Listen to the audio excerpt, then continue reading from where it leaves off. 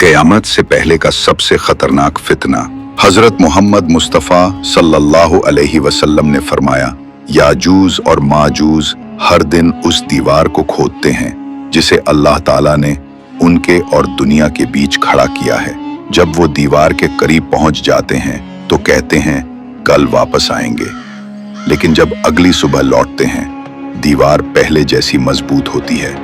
फिर एक दिन वो कहेंगे इंशा अल्लाह कल पूरा करेंगे, और अगली सुबह वो दीवार को तोड़ देंगे।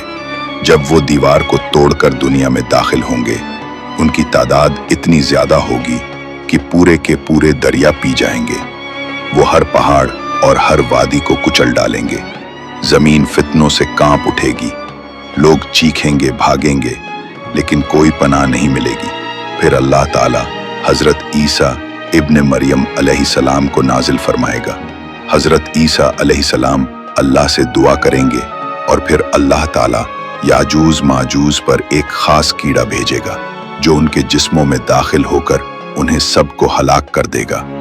जब ऐसा फितना पूरी दुनिया को हिला देगा तो सिर्फ एक चीज बचाएगी, हजरत मोहम्मद मुस्तफ़ा सल्लल्लाहु अलैहि वसल्लम की सीरत, अल्लाह पर सच्चा ईमान और दिल से निकली हुई दुआ।